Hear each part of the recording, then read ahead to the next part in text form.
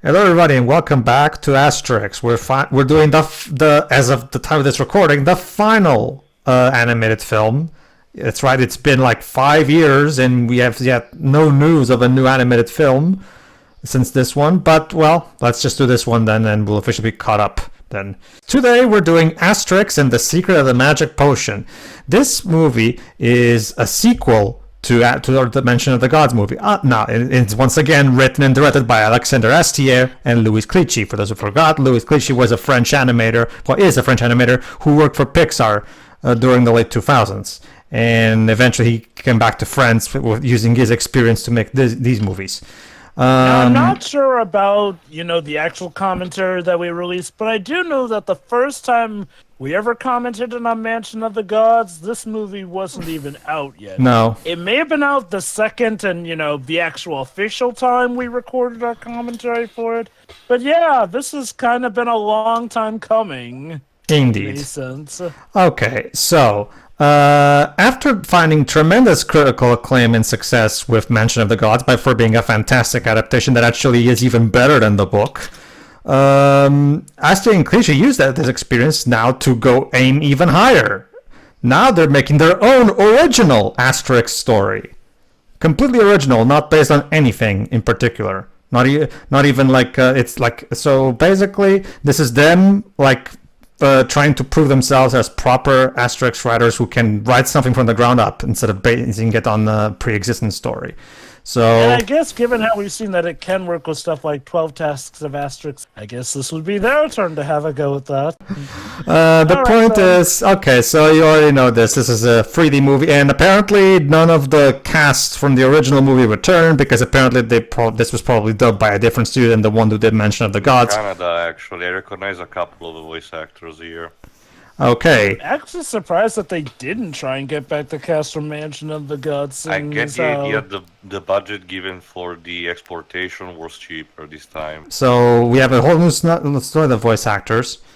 So yeah, all right. So let's see if they manage to succeed. This is actually my favorite Asterix movie, and you'll see why because I'll explain over the course of it. So basically, everybody skip all the logos just in case you have different ones because regional distribution is bull crap. So just skip all the logos, and you should be seeing a black screen before you see a shot of the village. All right, everybody ready? Mm-hmm. Yes. Okay, 3, 2, 1, click. Another thing that for some reason did happen is that the distribution outside of France was all over the place. Like some countries took it up in other, particular months. Some 1 year later for no reason. The marketing was very non-existent. Which means also this did not do as much as well as the previous one box office. Hold on. Gonna have to correct you guys there. Actually, a lot of the cast did come back for this movie. Ken Kramer, C. Ernst Harf, John Innes. I think you may not have thought that a lot of them returned because there were technically 2 English dubs for Mansion of the Gods. One was done by Ocean Productions, and the other was done by Kaleidoscope Entertainment. It was mainly the cast from the Ocean Productions dub, the first English dub, which returned for this movie. There you go then. So they did return then. Okay then. At least one. I get the idea that the version that we saw of the movie was not the one with the Ocean dub. Okay, look, I won't even fault Canadian voice acting. It's just that, for logistic reasons, Canadian voice acting tends to come cheaper. And yeah, as you can see, one thing we can also see is an upgrade in the animation budget because this movie definitely looks even better than Mansion of the Gods did. Also, props for the movie to actually remember that Getafix, being a droid, is supposed to be, friendly with all nature. Mm-hmm. Well, Getafix died. Well, if there's one thing we can say about these two movies is that they're made by fans for fans. So, thankfully, Dweebs, this time Getafix does not get amnesia. And no. The arc they give Getafix in this movie is much better and much more well thought out. Trust me, we're not going back to those days. I assure you. Like I said, after finishing this movie, like me and Taylor saw this movie when the moment it got on the internet, and after after watching this movie for the first time in theaters, I was just like, okay, as far as I'm concerned, these two guys can just take over the whole franchise as far as I'm concerned, because I have complete confidence in them making Asterix movies at this point. Apparently, Wait, though, that was not to be the No, case. STA went back to... Camelot, to make to a feature movie about this series, Camelot. Wait, are you sure this isn't the YouTube poop of Asterix? How did this song get in there? Remember, We also had... remember this, tradition of Asterix movies, we have anachronistic songs. I mean... Well, They're not even spinning around. Technically speaking, they started that with the Vikings movie, but yeah. Well, actually, arguably, even I think the Conquerors. Oh wait, no. Those were Conquerors, original songs. again, like I said, Joe, for the previous movie, it was more of a case of anachronistic song out of universe, but original stuff that was done for the occasion. I will say this: at this point, I'm beginning to think that the racist caricatures just stick around because, well, it's their character design. There's so also a thing that we haven't mentioned, Jova. The pirates as a whole, the pirate gang as a whole, is supposed to be a reference to an old French comic called Bar Rouge, which did It's one of those things in my country for a while. It might be that. It's an unfortunate thing that, over there in France, they don't care about this as much, so this thing sticks, because these are made for French people first.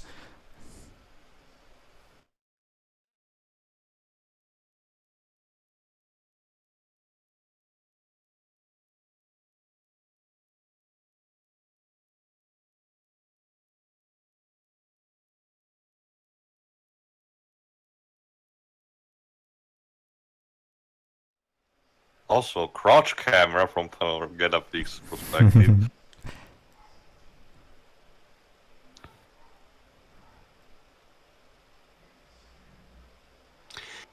I'm guessing this was made in French first. Yes. Obviously. Like I said, Waves, the release date, depending on the country, was all over the place. There wasn't really much of a consistency, so I cannot even pinpoint what was the major competition with this movie. Both this and Mention of the Gods is Louis Clichy trying to make his Pixar version of Asterix, basically. I mean, although this kind of confuses me though, because wasn't Mansion of the Gods is released more unified in that regard? I don't remember. I wonder how much the pandemic. Anyway, here's a new character, Pectin. Okay, for those who don't know, aside from being a druid, Getafix is also a teacher to all the kids in the village. And as you can, they're making fun of him because this is what kids do. The pandemic couldn't have affected it because came out in 2018. Yeah, this came out in 2018. At worst case scenario, 2019, so still way before that. So this is a new character, Pectin, and as you can see, she's a very happy and studious student. Yeah.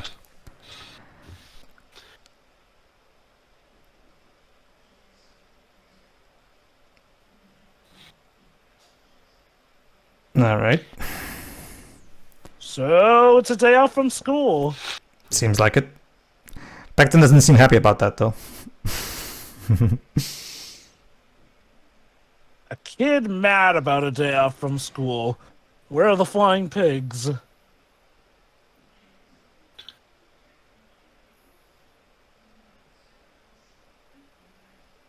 All right, so let's see. That's very specific. Let's follow Asterix and see what the hell is wrong exactly. Yeah.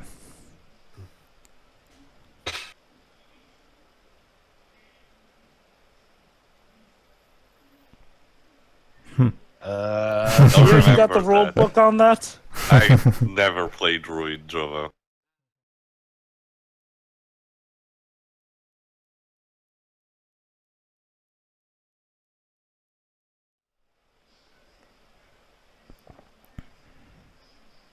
Honestly, the fact that you only got a sprained ankle at your age is kind of amazing.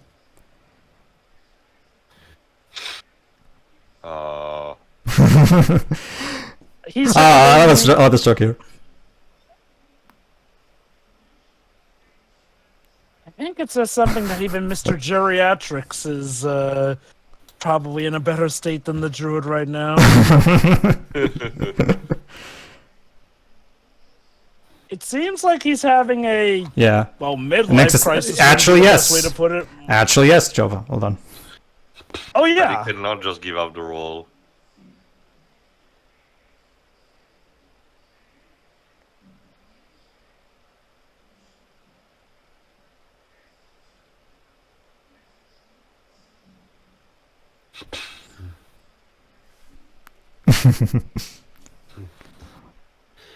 So this is like Willy Wonka trying to choose There his you go. successor. Exactly, Dwebs. Very good. If anything, this is like that SpongeBob episode where they tease the Mr. Krabs actually. From the very get-go, Krabby Patty formula. Actually, in this case, it actually sticks. Yeah, from the very get-go, I love this idea that they had. Like, this is something that the Gauls would have to face eventually, and yeah, to have a story covering that topic is a really cool idea. Is there like a place where you can find druids? Yes, Jova. Also, that's called McNeil as fully automatics.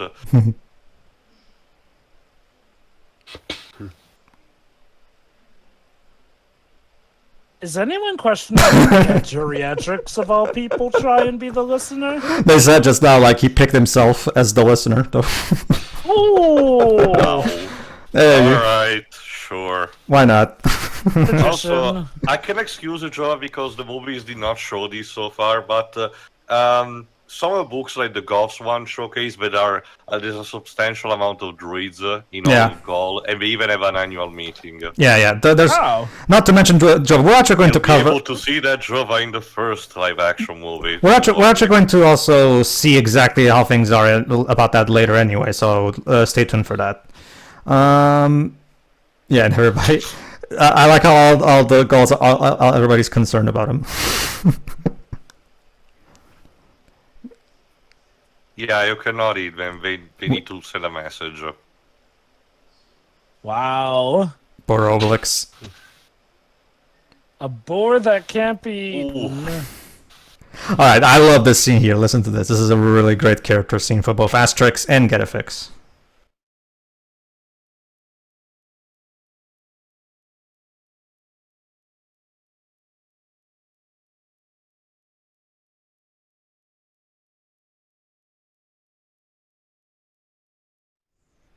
I can kind of get where Asterix is coming from. We've seen in a lot of previous stories that a lot of tomfoolery. It's dangerous. Yeah. Oops.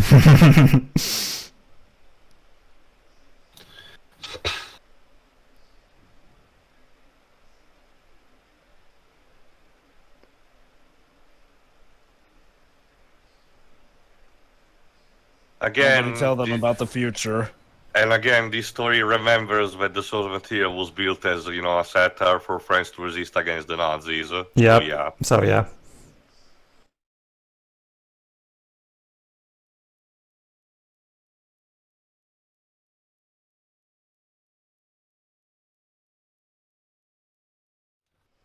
No. No, Obelix. Yeah. Didn't even justify that with an answer. And Asterix looks, yep, and he looks at them, and yeah, he sees that Getafix has a point.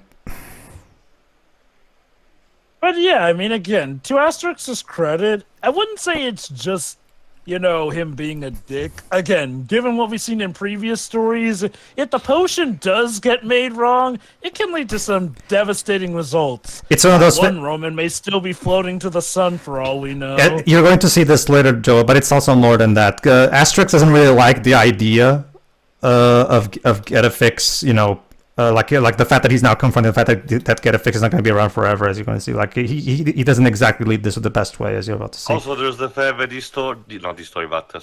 the franchise, while having some minor continuity, was built properly as an anthology. So the subject of change, big change or something like this, was never really taken into consideration, or at worst, past explored and forgotten in the next issue. Mm-hmm. Which is interesting because, again, 12 Tasks of Asterix. Again, that was not a book originally. Yeah. I know. But Well, I'm talking neither about was the this, sake of too. these movies also being an anthology in that regard because, yeah, like Pedro said, even this is completely original stuff. But, yeah, 12 Tasks of Asterix does touch base on that point where in that one acts as a potential end to things. Ugh. Also, I see that the druids definitely fashion themselves similarly. But yeah, as is all for that scene, again, the excellent writing of mention of the gods returns. Like these guys absolutely nail the characters completely.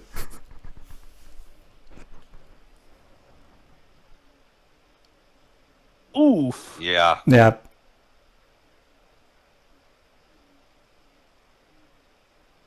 Hmm.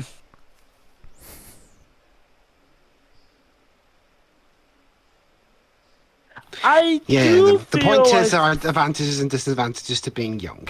Yeah.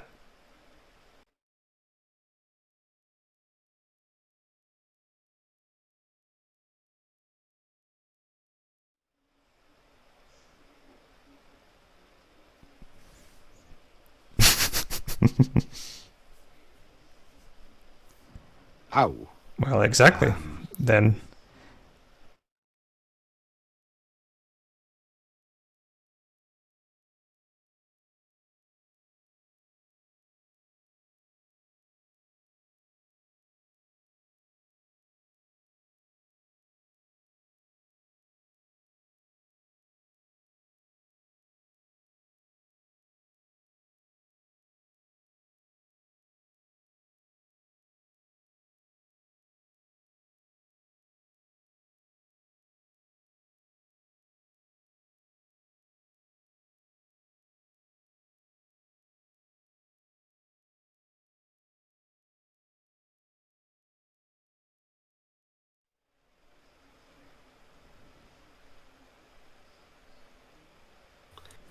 Welcome to Asterix and the Haunted House.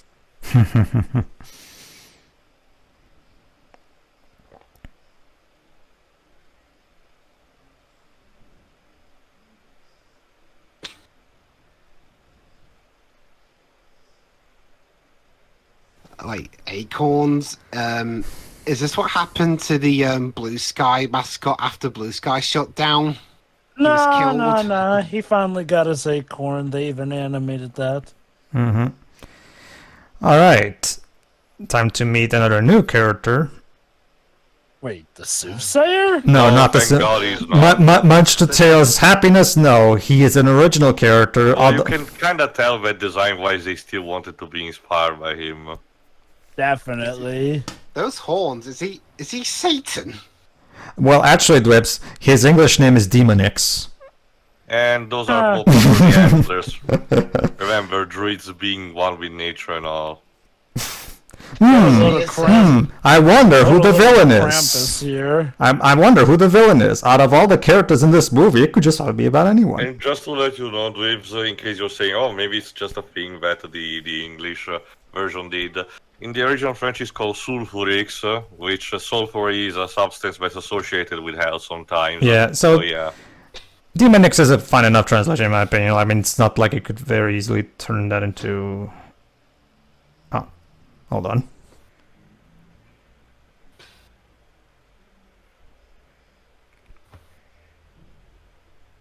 Oh, Pectin. What's with this franchise and children falling in cauldrons? I forget if I've ever seen Asterix actually use a sword before. I was about to say, no, Asterix doesn't use it too much, the sword. Well, he is a warrior, so that's why he has one. Mm-hmm. What?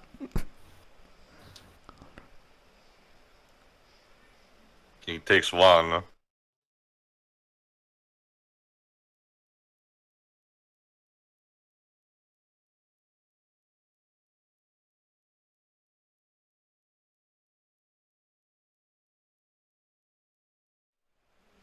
Anyway, the Carnot Forest, Jackie said, Jova, it's a plot point that at least was introduced in the Goths book. Again, it's a sacred place where the druids gather at least yearly, or in special occasions like in this one. And like he said, the Romans actually respect this, and as such, it's completely forbidden its access to even legionaries.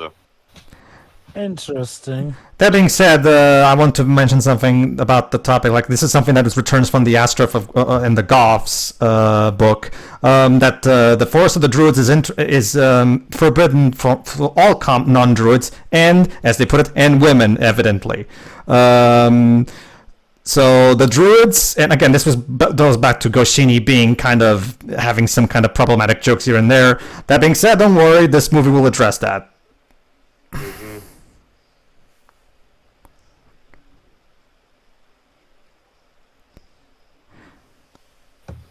So yeah, we're gonna disguise Pectin as a boy, and she will help. And since it would be much easier to disguise her than disguise Asterix and Obelix. It looks like she's disguised as Little Red Riding Hood. I think that's the idea, Dweebs. Okay. Of course. Yeah.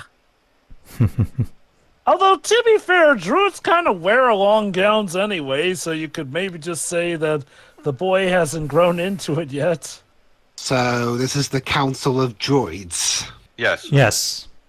Oh, that looks like a fun ride.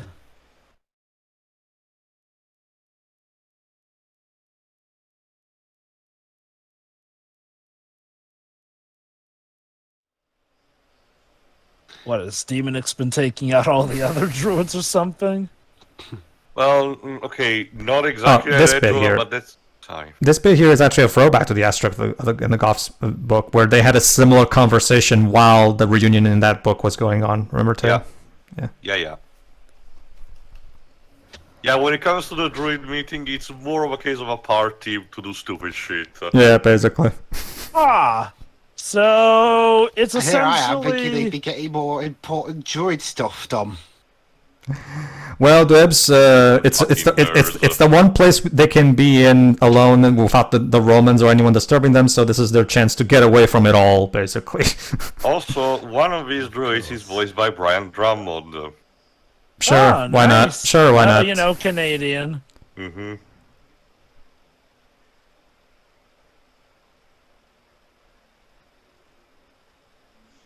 Yeah, that is the name. Because normally the council, I just make the council of something up as just, a generic name for a bunch of the same people together. Yeah, that's Have none of you guys ever, died before?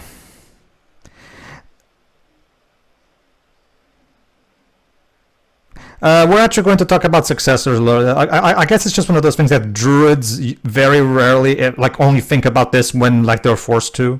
I guess that's I that's the get explanation. this, but what I mean is I guess granted. Okay, so you say that each village has a druid, correct? Yes, usually. So I'm guessing that a druid, they've never had a situation where a druid has died yet, I guess, since this seems to be such a shock to them. Well, how about this? I'm getting a bit ahead of it, Joe, but later on we're going to show that, yes, druids have successors that they train while they're still druids, right? So that. But as we just mentioned, they don't even write stuff. They need to be teaching from mouth to ear, which again makes their culture very thin and potentially risky to be dissipated. This is something from the books as well, that they always have to whisper from ear to ear to make sure nobody knows about the secrets of the druids. Yeah, the idea behind is that they don't fall in the wrong hands. No writing because they don't want any evidence of that, any actual public knowledge of that shit.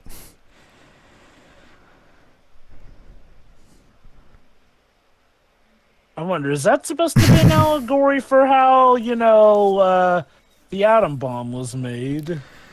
Considering the satirical angle that they just described earlier, that wouldn't surprise me. More a direct parallel to the war because the Goths are a representation of the Germans and they deliberately kidnapped Getafix in order to make them stronger with these secrets. So yeah. All right, so let's take a look at all the potential successors.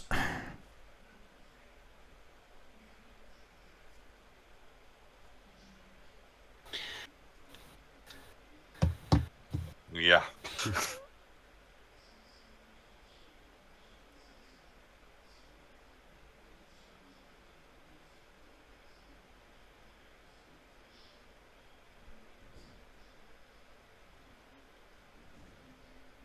Hey, Krampus. If anything, in terms of entrance, it's a mixture between Hades and Scar.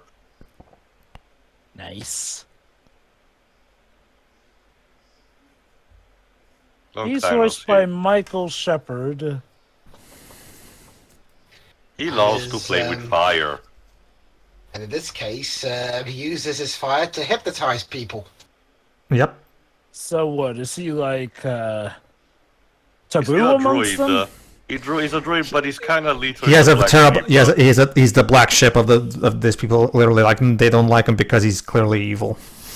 That's never a good excuse, honestly. If you judge someone like they're evil, of course they'll turn out evil. Well, the fact that he does evil things like he just did probably is the Let me reason. put it this way, Jova. Is the Sinestro to the Guardians of the Universe? So yeah. Yeah. Okay. Like, both parties technically are wrong, but one is more than others.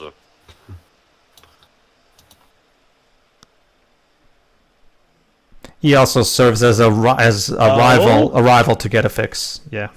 Hold on, he's not allowed to be a druid, but why did a pig come to him then? It was rejected. He was rejected because, like, you're not allowed to use your powers for evil. Oh, I get that, but why did the boar come to him is my... Accident. As you see, the boar was a baby and got lost, and he just happened to have an acorn to which the boar trades secrets with. Yep. Well, that is some grade A bad luck. Yeah.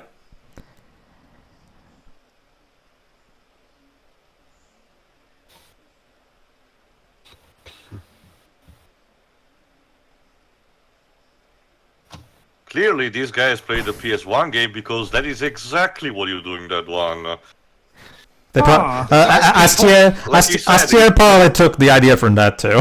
Like I said, Jova, it's a risk-style game where you start from the village, you use the magic potion as a unit increase, a resource, and you start conquering the shit out of a territory. So there you go. That's the basic thing with Demonix. He thinks Getafix is a weakling because instead of using his magic potion so we can destroy the Roman Empire, he would rather just, use it for self-defense. So... But demolishing empires is what evil people Sorry, do. dude. Asterix is not really susceptible to hypnotism. Yeah, that's another interesting He thing. just resorted to poking his eyes. I do like that bit that it only works on susceptible people, like Theo just said. I like that detail. Not just That's that, it's actually also a kind of callback a- to 12 Task. Yeah, I was about to say that's a callback to 12 Tests of Asterix when he was able to Yeah. use the hypnotism. Again, these two movies are made by fans for fans. Like, there's so many great Easter eggs and callbacks.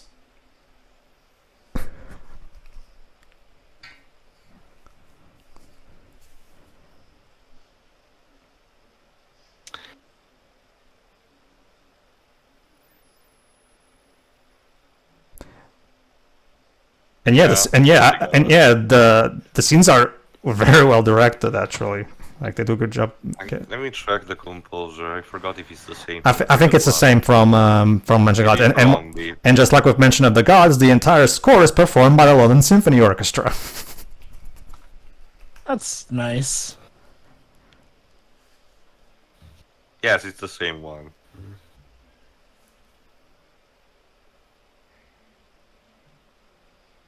Oh, snap.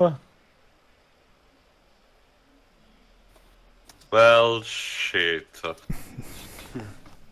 Unfortunately, yeah, Obelix is much more easy to be susceptible. Yep. Uh-oh.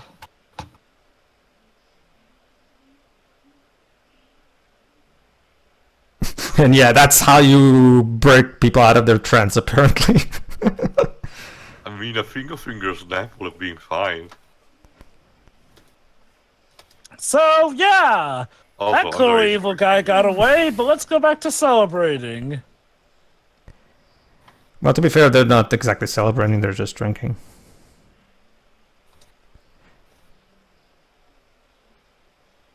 I smell a flashback. And it's done in hand-drawn animation that is very reminiscent of Uderzu's art. Great. So it's like they just got the storyboards of the movie. Yeah, Demonix and Getafix actually were close friends too. Yeah. For a moment, I thought they were even going to go as far as to say they're actually brothers. No. Yeah.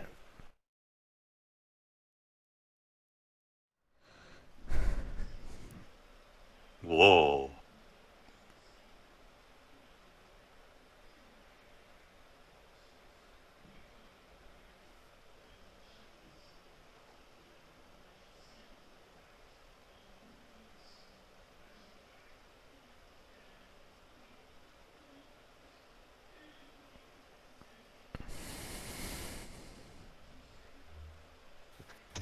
Satan Fix was jealous.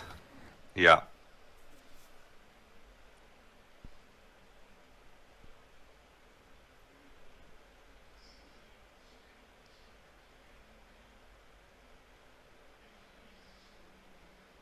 Huh.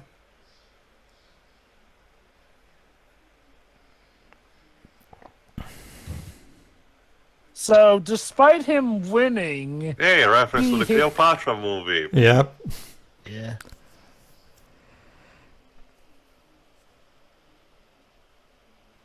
It's also a bit of a subversion. You think the story would be, oh, he did not win the prize and he resent Getafix from that, but no, it's actually the opposite. Yep.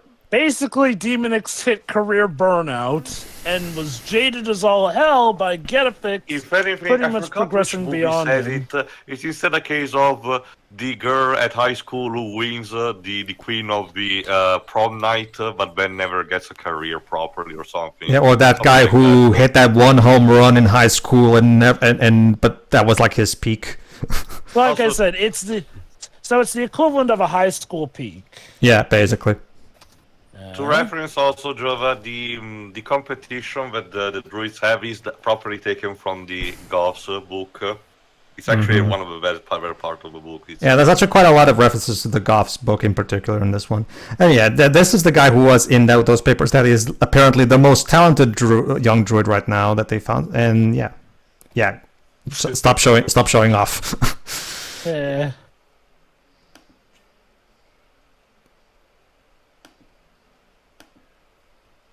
I'll admit, part of me thought that the council was going to get uber mad at him for bringing outsiders in, but I guess they understood all things considered.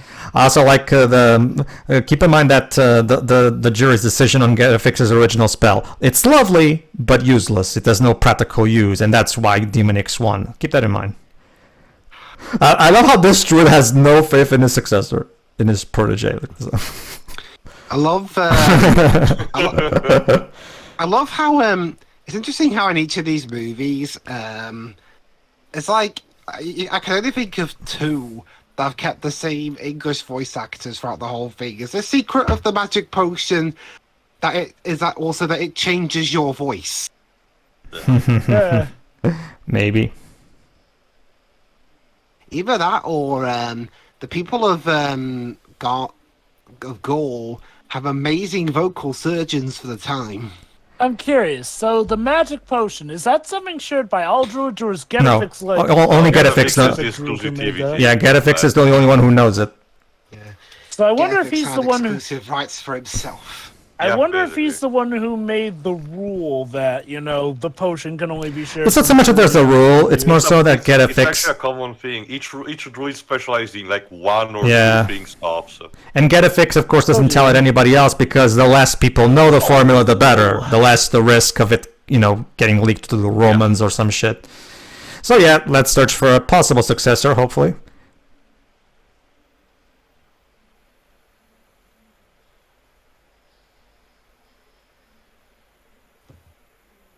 Uh-huh.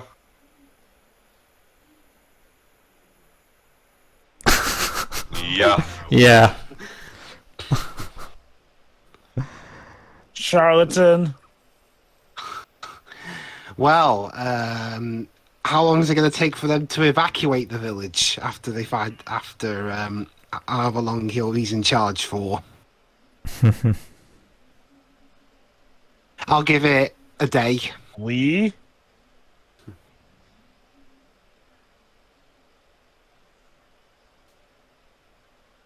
So the whole village just decided to join them. Yep.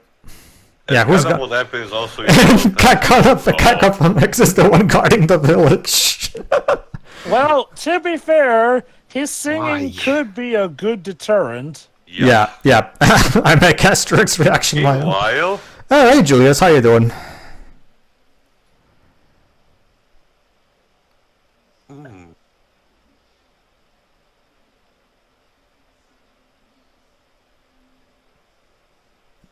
You know, Tail, I really have to wonder. You know, Tail, I really have to wonder. What's with this franchise and so many dialogues where one person is in the bathtub? was actually very common at the time. Oh. Whoa.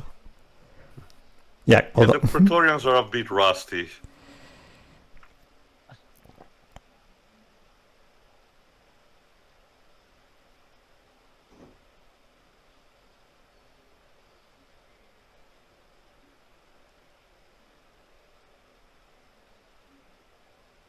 Huh.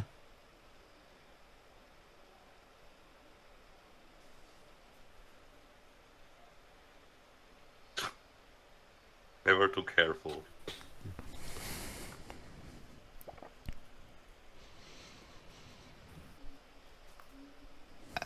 Wait a second. Did he just say Tom Cruise? Yeah, Tom Cruise. Senator Senator Tom Cruise. And yes, Dwebs, that's exactly what they're joking about. Exactly what you're thinking. Yes. Well, is he gonna have a long scene of him running? It's pronounced actually Tomcruz.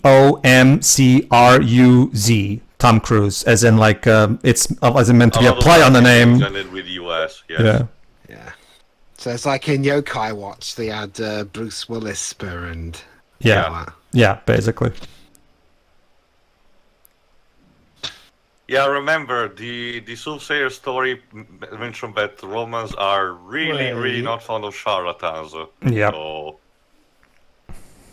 You know what's funny? I found that there's actually one comic where a fortune teller tells Julius that he'll be fine as long as he has his adoptive son Brutus by his side. I love Caesar's face.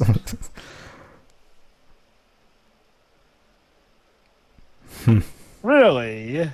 I mean, sure. Let me guess. Go on. So the reason he probably didn't ask for anything in return is like, oh, it's not about the money. It's about sending a message. And the message is that I'm better than Getafix. Basically, Tom Cruise is voiced by Andrew Cowden. Again, I don't know. Can you imagine if they'd actually gotten Tom Cruise to voice him?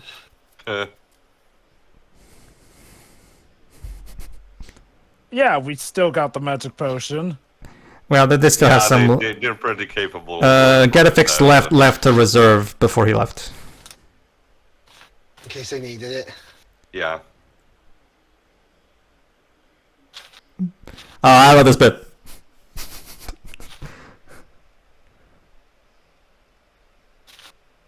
Yes.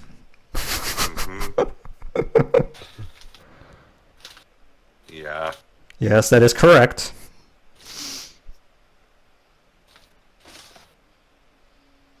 Yes. Alas. Be funny if there's just that one soldier who realizes this is the umpteenth time this is happening, so... Yeah.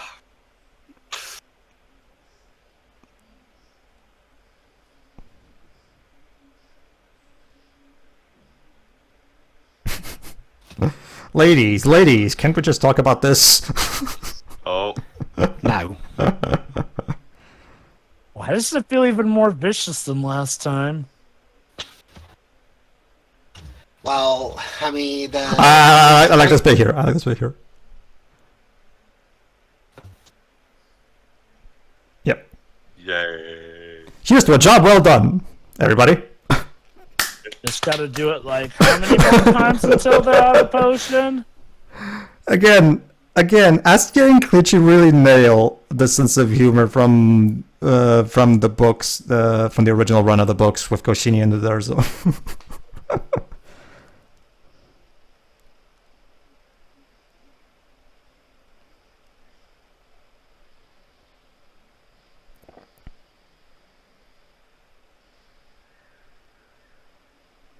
Oh, yeah, big beardy guy there. His voice reminds me of Mike Pollock.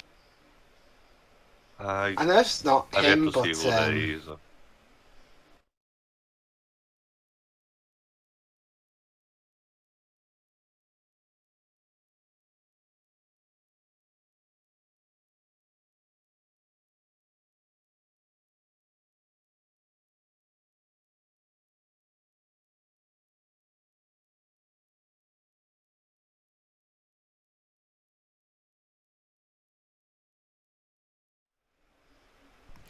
So yeah, as you can see, Getafix is very popular in Gaul. He's already considered the best of the best. I mean, he is literally the main reason that Gaul's been holding able the to hold out bastion. against the Romans.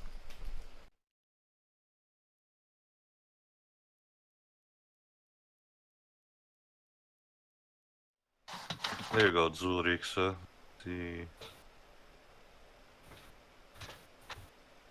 And yeah, it looks like Demon X is out to corrupt the poor young one. Well, again, much like in any true good old-fashioned demon corruption, he managed to twist his word to make a point. The idea that again, this young apprentice is left-handed, so by again our logic, he should actually have to work with a setup that's more, comforting for him. If I He's not may, trying to corrupt. He's not trying to corrupt people. He's not a very good Satan. Go on. if I may, I Go do on. feel like it is a combination of two things. One, he is quite the soothsayer, no pun intended. But two, the druids have a set of rules, but one does have to wonder how much of these rules are actually productive or just about of tradition. Yep. Well, that's one of the Regardless focal of themes how- of the movie. You will see by the end of it, Jova. What the? God damn it. It's okay, guys. Eventually they'll run out. We're playing the long game here. Oh, Yeah, they'll run out eventually. you know, either that was the worst thing or the best thing to happen to those Romans. Hey, we're traveling by map. Oh yeah, let's travel by map. Catholics. Well, also again, they're doing the same thing that Walt Disney Animation Studios was also doing, also usually does, where they insert some hand-drawn animation here and there in some bits.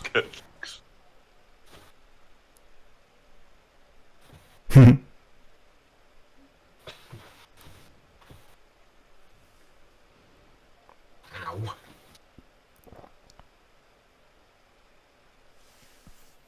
How? Ah, there's our Willem scream.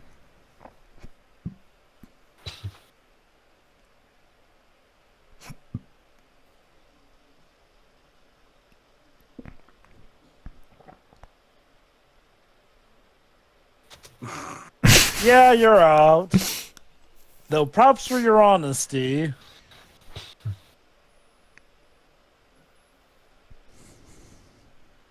Okay, I am convinced. Wait. I'm convinced that you choose a name, that is your destiny. Yeah, with all the crosses and the I'm half. Is this secretly Goal's Got Talent or something? Sure. Huh. And look at that! I love this bit. They took over the pirate ship and are using it. Hey, at least now the goals are, paying customers Yeah. this time. Yay. Oh, Remember, Pectin absolutely loves Getafix, and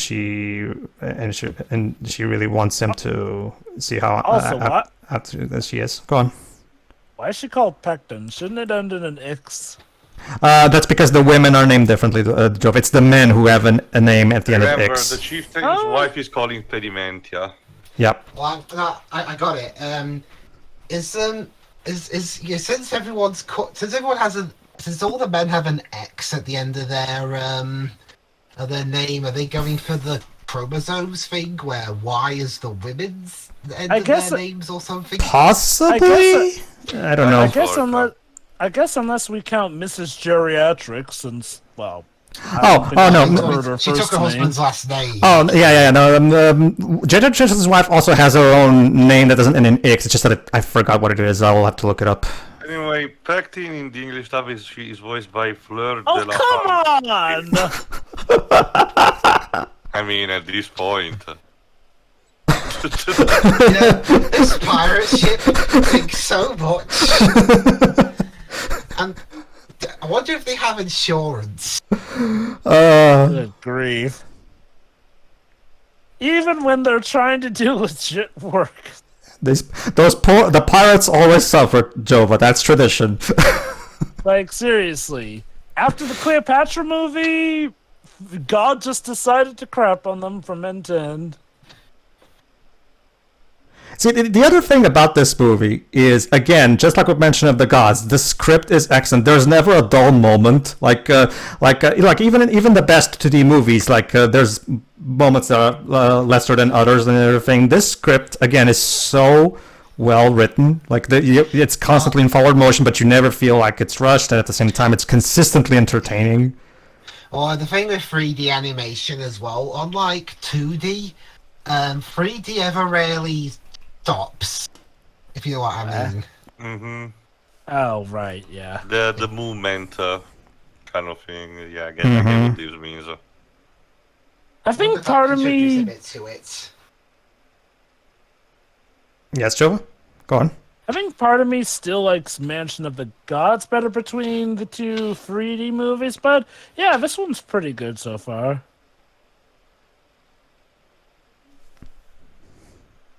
I wonder if... I'm pretty sure this film got a theatrical release here in the UK. I'm going to check it out. Well, it did, but I guess they said the marketing was kind of abysmal. And most of Europe got it, because this is where it's most popular, of course. Part of me does wonder why it feels like the distribution stuff for this was cheaper than the first movie, since from what I can recall, Mansion of the Gods was a success. Yes, it was. What happened either. Yes, it came out on August 30th, 2019, here in the UK. Well, there you go. A year, but that's like a year after the rest of Europe. Jeez. But yeah, if you recall, like I said, outside of the main village of our protagonist, most of the other villages have conformed already to Roman culture. Yeah, sure. Yeah, sure. Oh, God, they just put on this whole act for them that day, didn't they? Mm-hmm. That's the thing, actually, though. I thought we established in previous metaphor that in previous lore, that most of the Gaul villages are kind of Roman. It's more of a case of they're allowed to still do their shit as long as they're kept in check and respect their occupied. This is something that's also in the books as well. Like, there's a lot of villages that still can operate on with their. It's just as long as they do what the Romans, as long as they comply with the Romans, they'll. If you're a nice boy, we'll reward you by letting you keep your toys. That's the basic gist of it. Again, it's being a parallel to when the Nazis conquered and occupied France. It was more of a case where a lot of cities were allowed to still be themselves, but more often than not, that Gestapo agents, just making sure they were in line.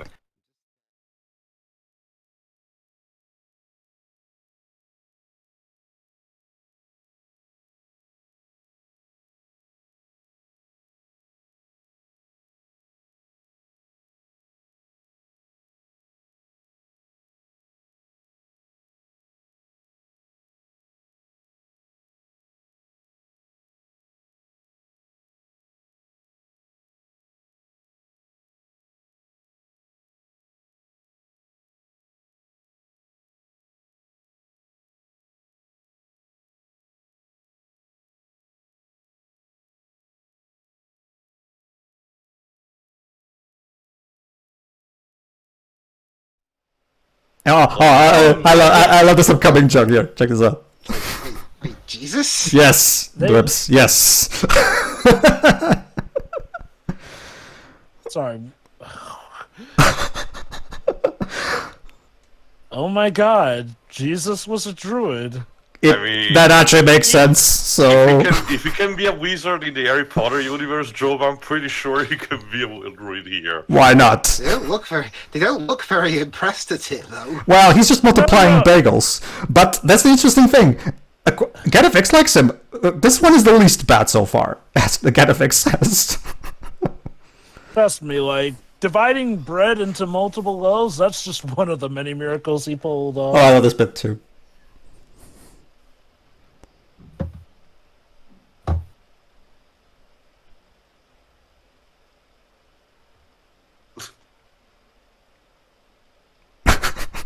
Yeah, stick to the script, Tom Cruise.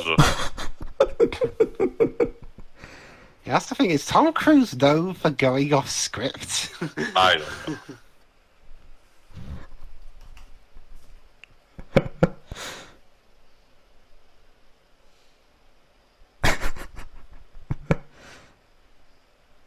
John Woo demands better.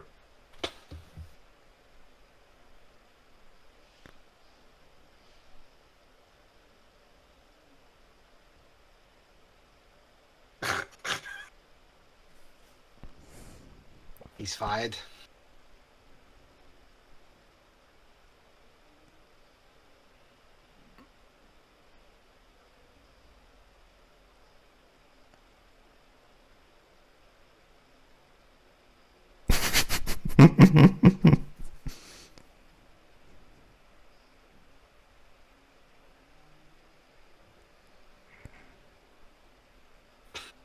Once again, Asterix has to be the voice of reason.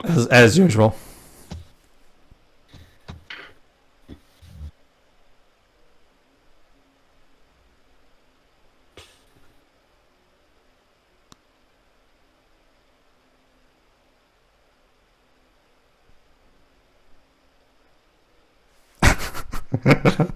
I can't believe that. It also has to do with the fact that the Gauls genuinely don't want to replace Getafix. And I can't believe Admittedly- Getafix's frustration because, you know, they tried so many people and they're kind of their last options. Yeah. Again, and in regards to the villagers, let's not forget, as they pointed out, yeah, it's Getafix's decision, but Getafix kind of just slammed this decision on them in the first place, like, without really preparing them for the replacement. That's one of the things that I really like about this movie. This movie manages to have a good, this movie manages to get a good, because he just disagrees with this whole thing. Yeah.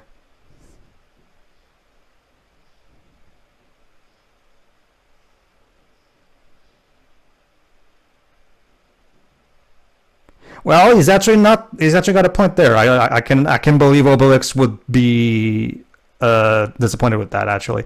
But yeah, that's another thing that I like. I like the fact that this movie manages to have a good again, as we saw in a lot of previous movies and the books that me and Tara brought up, it can be very easily whenever Goscinny tried to make a story that met some kind of conflict between the Gauls and make it feel well written. And this movie actually achieves that by creating a conflict, like Jova said, where Getafix as a point, but at the same time, like Jova said, he did spring this choice into the other Gauls without really consulting them, which of course, so both sides are technically both in the right and in the wrong.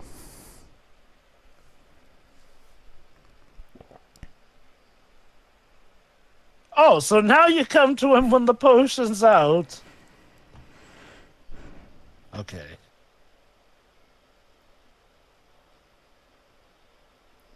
Brilliant plan. Did I do good? Here's an idea. Why not use his singing to scare off the Romans? I mean, if it can scare off the Vikings. That's the thing, Joe. But he is not. He doesn't agree with the notion that he sings badly. Well, I got it. I know how to dress it up for him. Go on. yeah. Have him do a concert of surrender, where as a token of their surrender to the Romans, he will perform a concert saluting their genius and superiority over them. Yeah, when he starts singing, they'll be so desperate to avoid it, they'll just run away and cede territory back to the. Oh, this bit here. Asterix. Notice here. This is actually an important scene because Asterix is watching all of this. Mm-hmm. God damn it.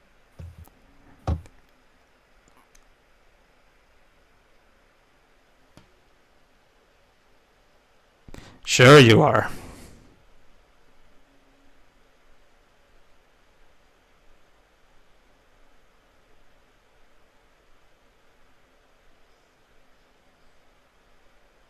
Pretty sure the Romans were doing just fine.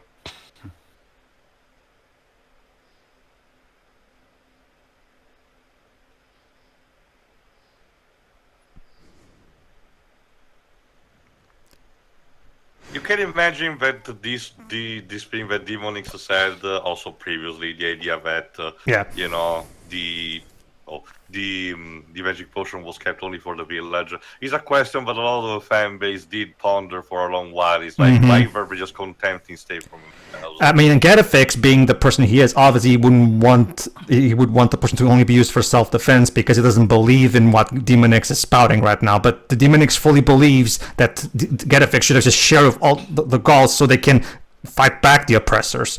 And Surprised he didn't use the whole. He's called Demonix. God damn it! go on. Okay, again, like if we just judge people based off of their names in this franchise, again. Yeah. It's like I said before. If we judge people by their names, of course they're gonna turn out to just say, okay, you know what? I'm sick of you insulting me because I have an evil sounding name. I'm gonna be evil. But yeah. Go ahead, Joe. That is legit how some supervillains are made, but I notice an interesting parallel between Asterix and Demonix. I don't know if it's intentional or not, but one thing that does seem to be consistent is like, the two do not agree with Getafix's methods in this regard, and they are also very patriotic of their culture.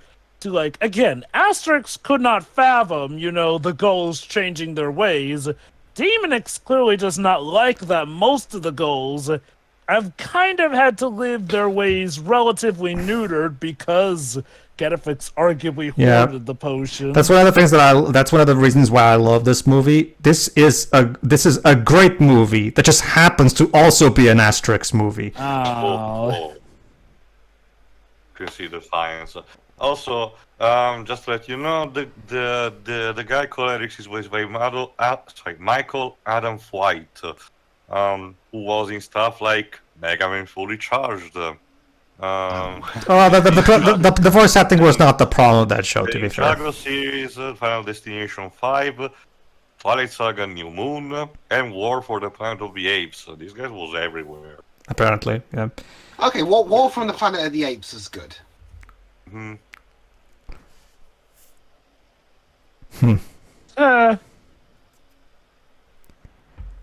Oh, look, pay attention.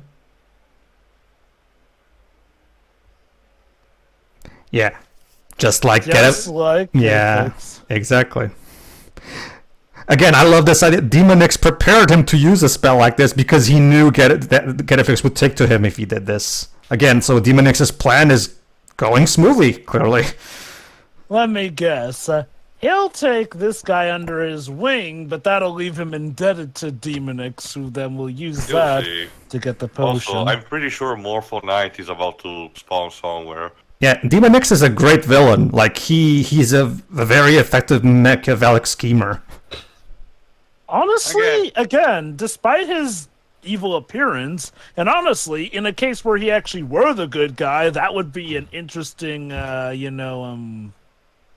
the word I'm looking for? Subversion, I guess. Yeah. But yeah, no, I mean, honestly, the guy is a pretty good villain. He is obviously evil, but he does have good motivations. Yeah. He really needs to work out that And his flame spell issue. And his methods are very conniving and genuinely effective most of the most. Again, this is why I love this movie. Oh, yeah, there you go. There you go, ladies and gentlemen. For a long time in the books, this forest kept saying forbidden to druids and evidently women. And now, guess what? Astia and Clichy decided to burn it down.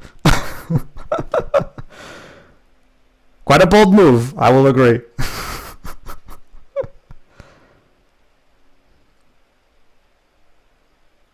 You're a genius, Tom Cruise. You're a genius. Is that what he wants people to say to him every day on set? No. I guess. No, the usual joke. Sheep. The usual joke that I like to use is the South Park one. Tom, come on, get out of the closet, Tom. It's okay. Nobody's mad at you. Just come out. Aw, how nice of the guy. But yeah, like I was saying, this is why I love this movie. But that's the great thing. This movie, much like The Dark Knight was a fantastic movie that just also was a Batman movie. This also works on that same level. It's a fantastic movie that also happens to be an Asterix movie, but it cannot. But even non-Asterix fans can enjoy it because the story is genuinely really clever and well written. Oh, look at that! A reference to the big fight. Yep. Wow. They're just referencing stuff out of the woodwork. Yep.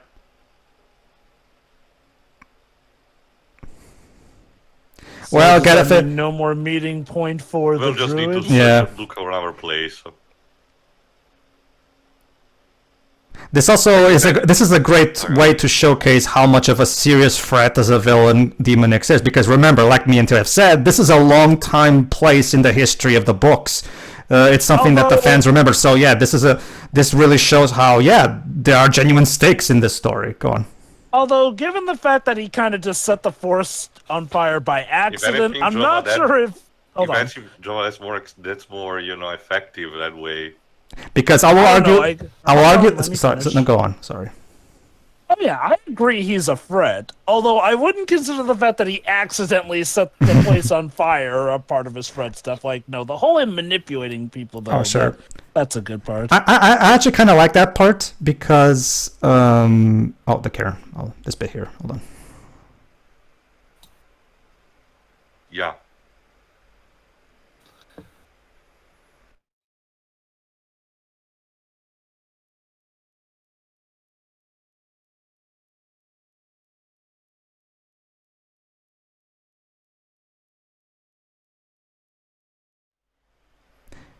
He didn't want to replace the Karen in a hurry, which kind of shows a bit of a lack of a lack of tradition. It seems. Interesting, but which again makes me wonder if maybe part of the issue may have been their insistence on sticking to tradition with no sense of change. Mm-hmm. So I'm guessing the moral of the film is tradition's cool and all, but if you stick to it extremely rigidly, you're not going to make any progress at all, and you're going to fall behind. You can kind of see it that way. Not unlike the Black Panther movie. Oh no. Oh crap! Superpowered chickens. And remember too, we did this in the previous movie too.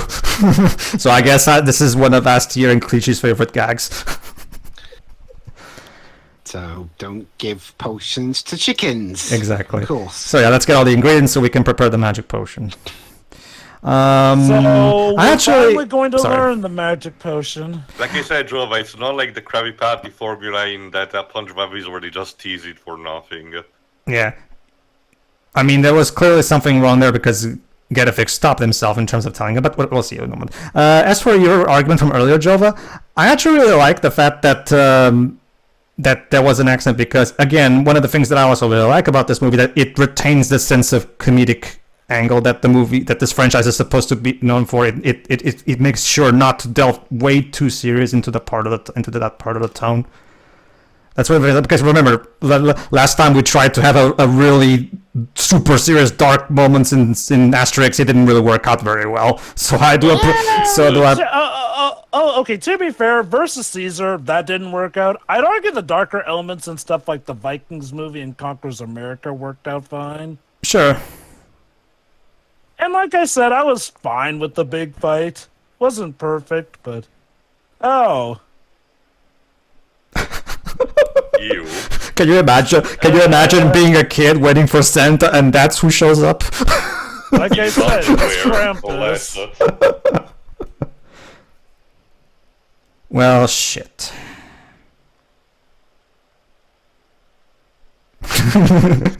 Just a little.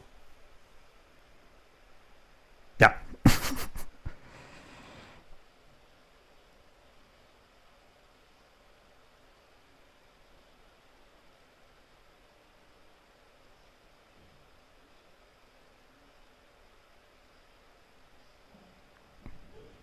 Yeah. Yeah.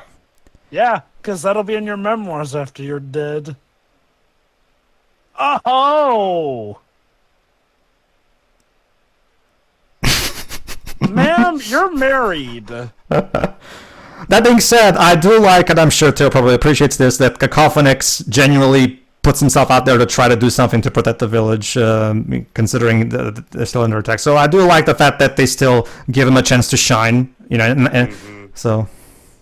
I mean, yeah, he is capable in some regards as well.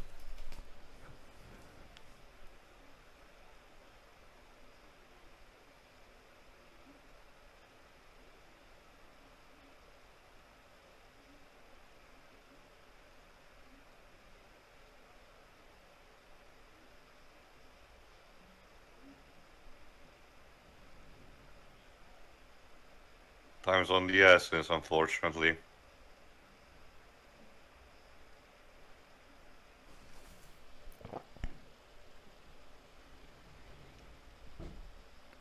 Hi. Have I missed anything? Basically, the Romans are attacking. They have no potion, and Demonix's plan is going smoothly. Now, Chlorix has to prepare the potion right in front of him, meaning Demonix will get the secret of the magic potion. And if he does get that, yeah, we're fucked because this guy is a fucking maniac. So yeah, things are kind of dire right now. So but that's okay. There's I'm sure everything will turn out fine. It always does. Oh yeah, super growth potion. Keep this in mind for later. Yeah, that's really stupid.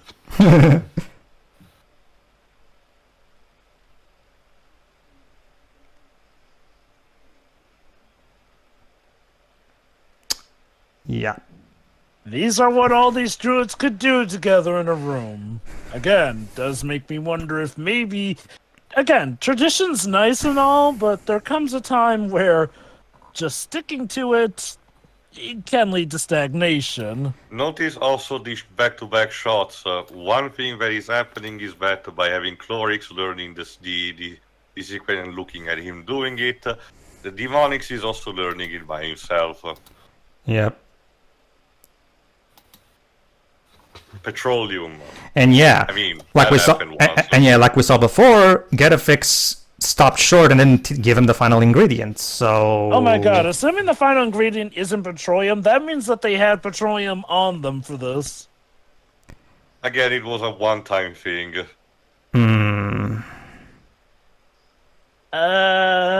My dude, again, not a good idea to experiment. Actual case, Yeah. by hygienics, the misuse of ingredients can lead to catastrophes. At this point, Demonix is just getting desperate at this I point. don't think it's supposed to be that color. So now what? Oh. Uh-oh.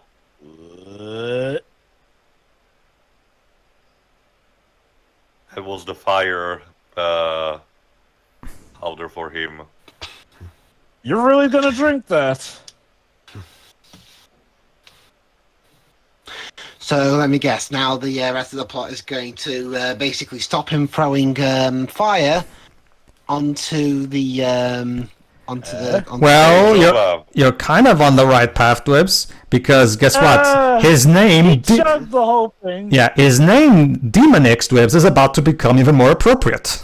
Hey, Jova, it's I forgot the name, the virus from Iron Man 3. Oh my god, it is. And there you go. So what? So is Guy Pearce going to show up in a minute? Please, no. So there you go. Now his fire powers are even stronger. Shit. So this is one of the cases where I guess the potion kind of turning out wrong worked out, because as For we saw in him. the big fight, normally that goes pretty bad for the drinker. Too bad it worked out well for our villain. Gotta beef up them stakes.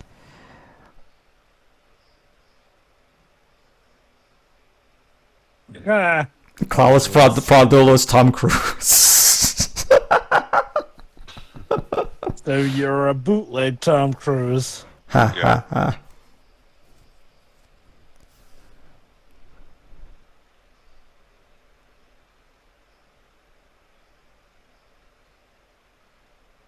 Yeah. Yeah. Unfortunately, no. I don't think. I think only the magic potion is a match for him at this point.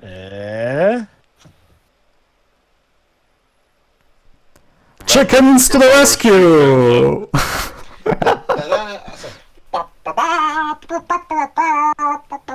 Oh, the music sound making it sound more like the A-Team. Yeah. And that's my rendition of the chickens to the A-Team theme. Just say it. Yeah, there you go.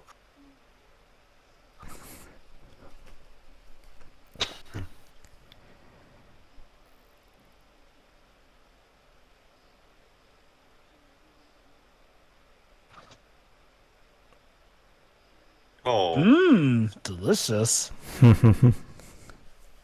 Also, it's so cute. These two always fight together, but now they're literally tied together.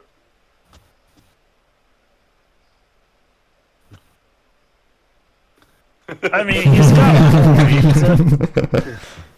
Okay, I've always wondered about the potion. Actually, what happens if you put the ingredients in the wrong order? Does it blow up? You get the stuff that happened in the big fight. Well, hold on. He's asking if you put them in the wrong order. Like, okay, with the big fight, it wasn't putting them in the wrong order that was the problem. It was getting the composition It will wrong. still allow the same result to draw. Speaking of basic adlibs, who knows what could happen? Any kind of weird side effects will happen. But let's listen to this here, because we're about to finally make the title relevant. I love how even Tom Cruise points out it makes no sense that he's attacking them because they're on his side. Oh crap! Here you go.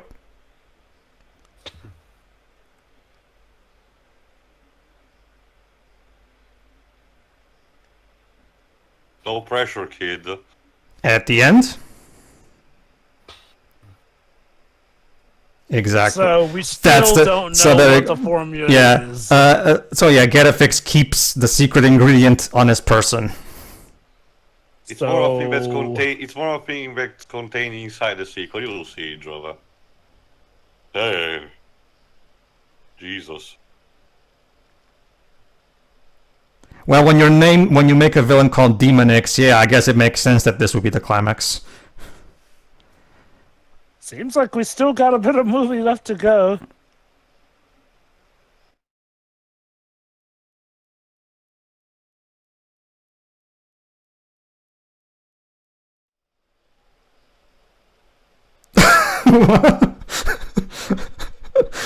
The conquerors of most of Europe, ladies and gentlemen. Okay. Do give Yeah, I know your this argument. case. Yeah, I know. But also, to give him credit in this case, it's very complicated. Like, they could reap the situation, but doing so fully could also lead to their downfall, given how Demonix is, well, out of his gourd.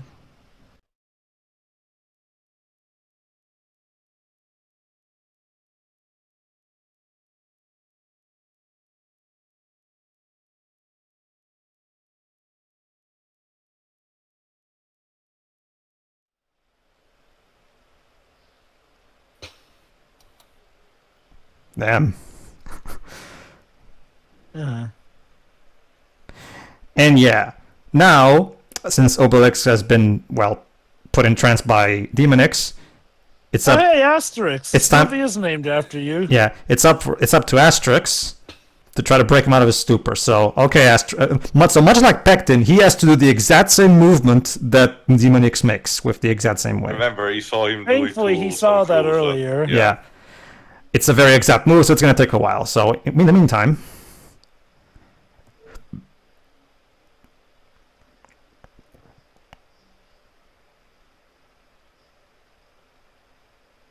No. Low enough. Also, I haven't checked who exactly is, but one of our druids is voiced by Brian Dobson. Ah, okay. Pretty I cool. think isn't Scott McNeil in this as well? Yes, I mentioned he's fully automatic. So that relax me. Ah, here you go. I mean, Listen here. I love this bit.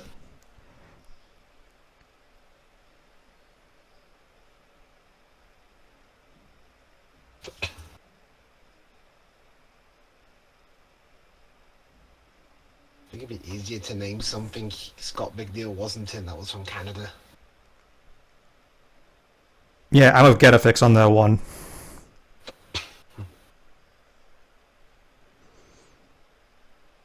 Oh boy. Yeah, no, I'm with Getafix. Like I wouldn't trust him with that guy with anything. And the final ingredient is... There you go. there you go.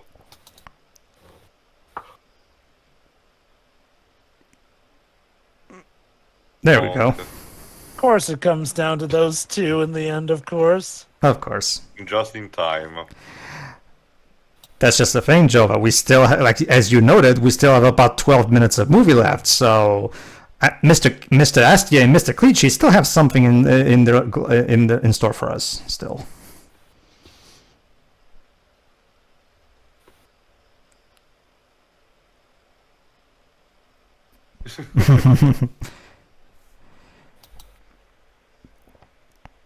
All right, ladies. Here we are.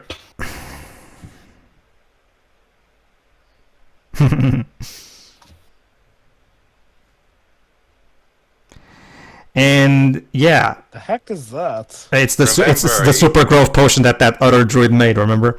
So Oh, yeah, Why?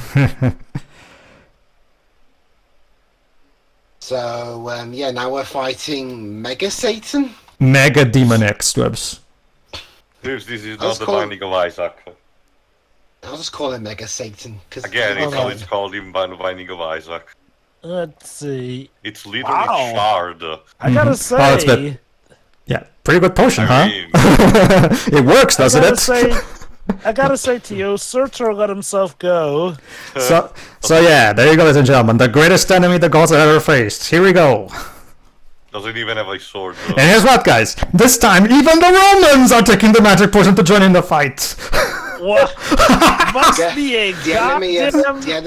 of thy enemy is my friend. It's that's just amazing. Like, Okay, that is pretty cool. I gotta say, this new Sonic boss fight looks pretty interesting.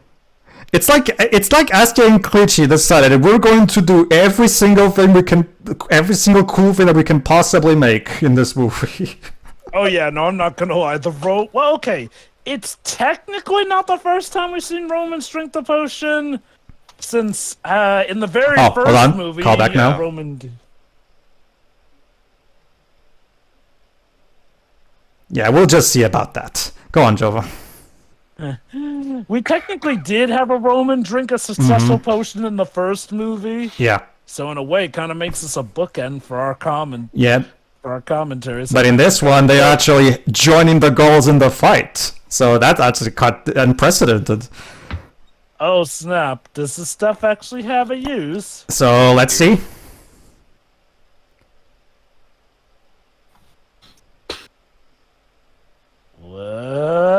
Ladies and all right, guess what, Webs? We're going to build ourselves a Roman Megazord.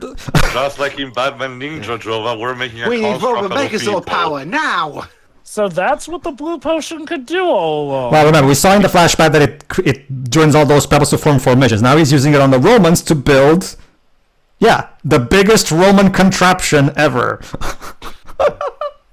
Saying the Romans don't exactly have any say in this, but Just also to let you know, the Falling Sky story does have something similar to this in trying to parody the giant robot genre, but let me just say this is done in a much classier way. Yeah, definitely. Oh, here you go. And I love this upcoming line from Getafix as well.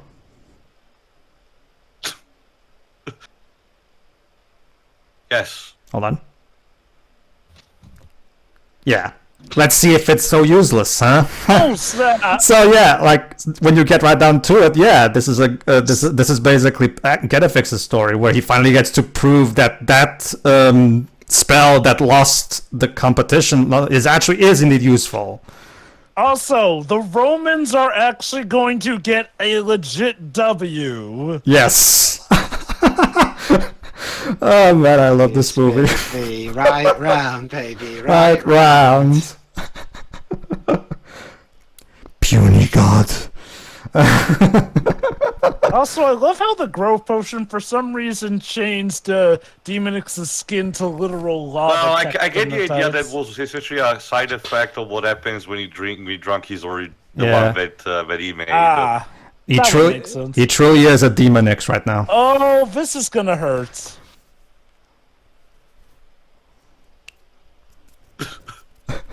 Hold on. Now I think he's literally spinning. Hold on. around. I love this one.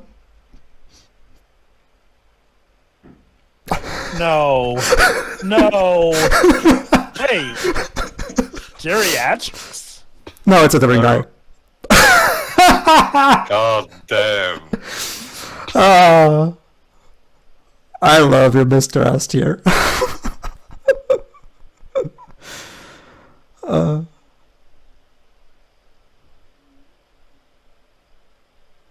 Going on a power high. Yeah. Yeah. Oh, come on. Yeah. Yeah, let's just go home. Yeah. Again. Again. Look. We'll call it a win today, okay? We technically, hey, think about it. The Romans technically did beat a Gaul.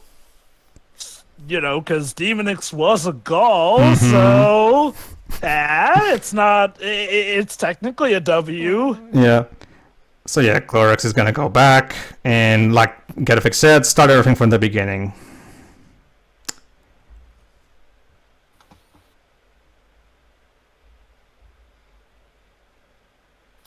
Yeah, about that.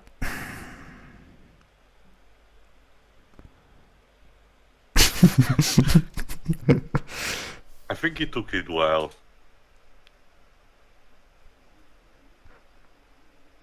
Yeah. Wow, I'm surprised we didn't jump cut to the guy being fed to the lions. It's up to your imagination. I guess. And yeah, the spell is still going for that guy.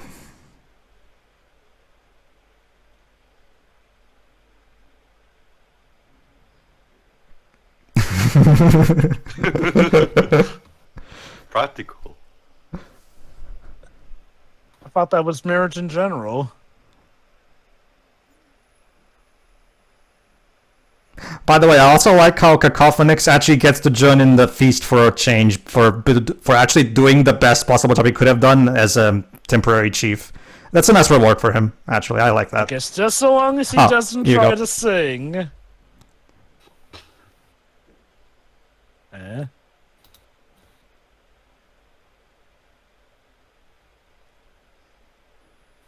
I mean, it's not like she knows what was in the vial. She just knows, oh, get something from Getafix's fix. Don't worry, I'm sure you'll forget eventually, Pectin. It'll be fine. Wait for it.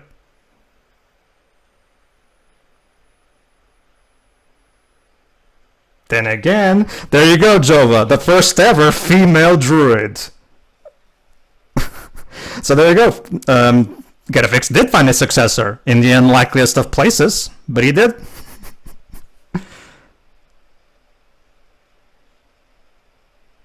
Oh, no. Jesus.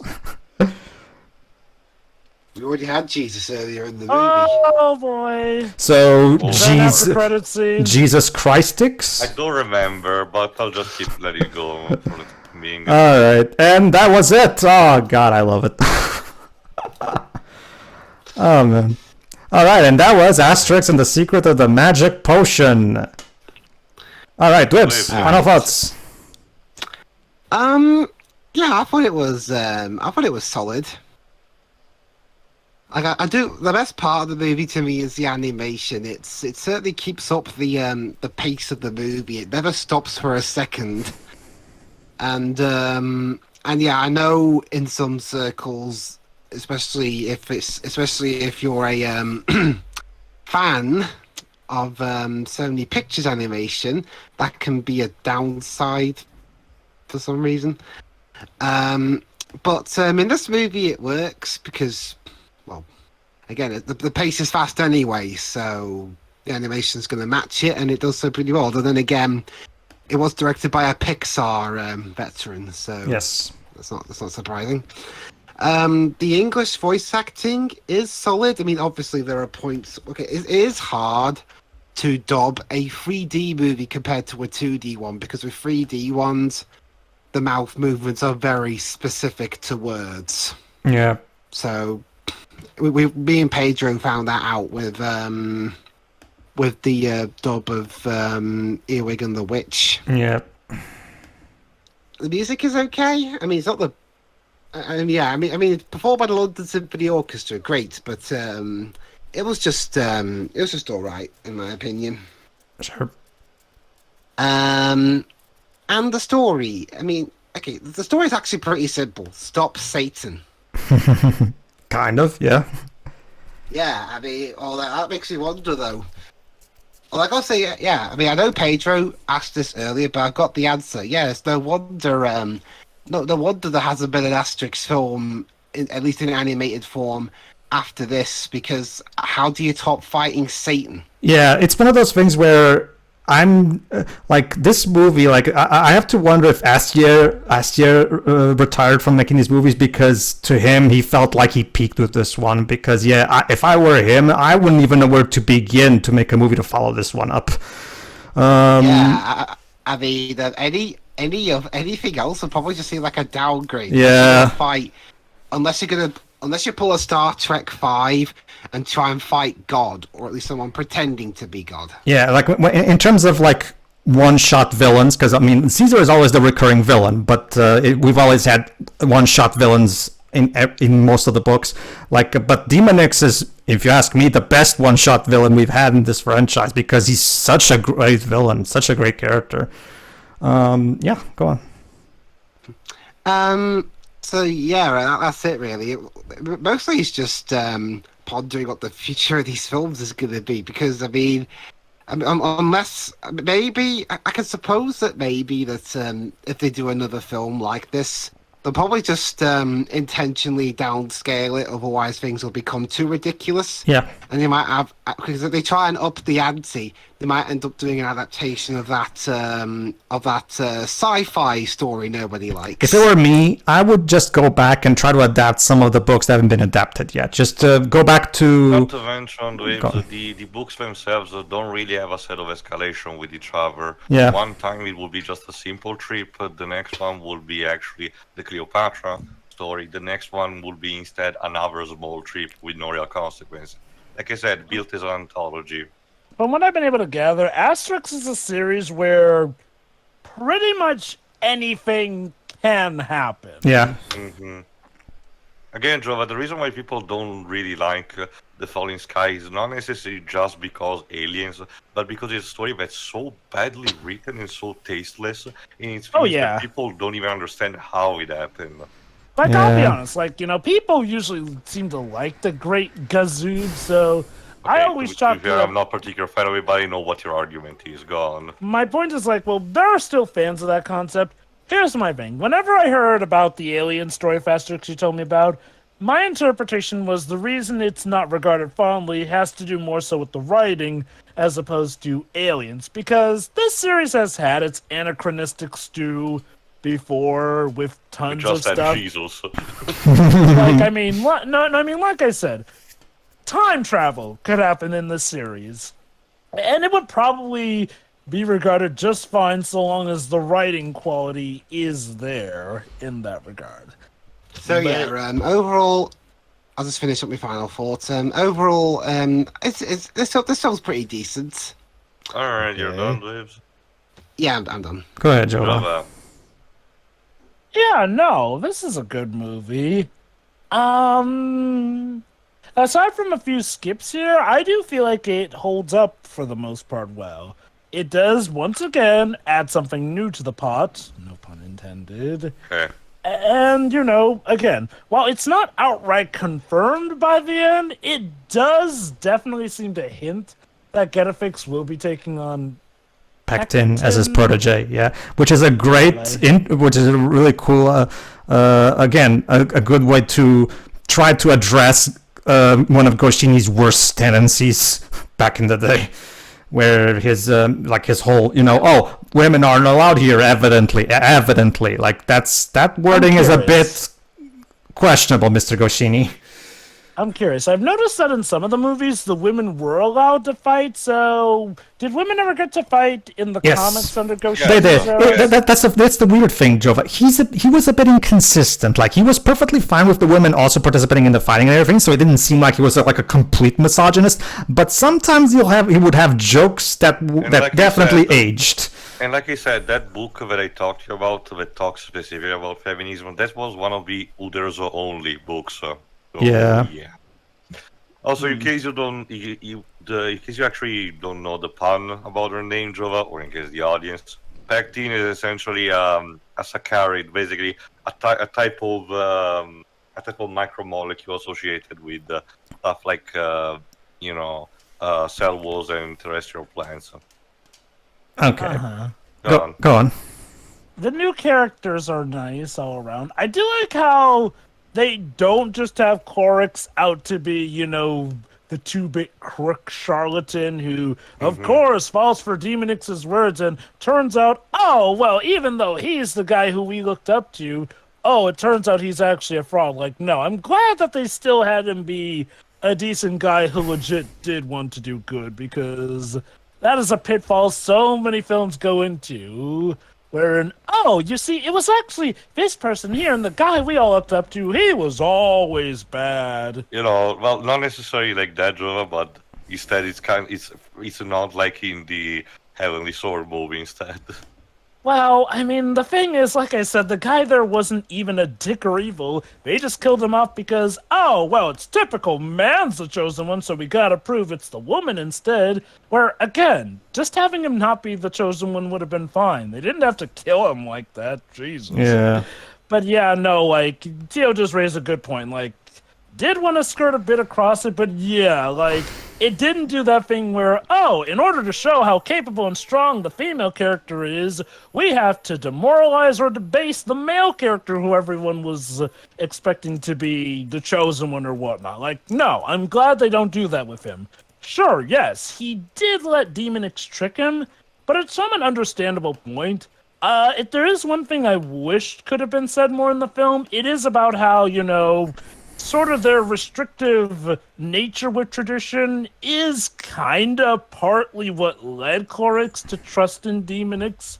And again, I do argue the movie does show that tradition is not always the be-all end-all. I just wish that they had addressed that a bit more by the end. Sure. That being said, the ending climax site, with of course Asterix and Obelix giving their contributions, but Christ, the Romans of all people getting to not only drink the potion, but save the day, and hey, they actually did beat a Gaul. I'm not even kidding you, Joe. Gigantic and superpowered Gaul in combat. I'm not even kidding you, Joe. When I was watching this movie in theaters, I was trying so hard to resist the urge to start cheering because that was so fucking cool. I mean, hey, if like your theater was cheering, by all means, Joe.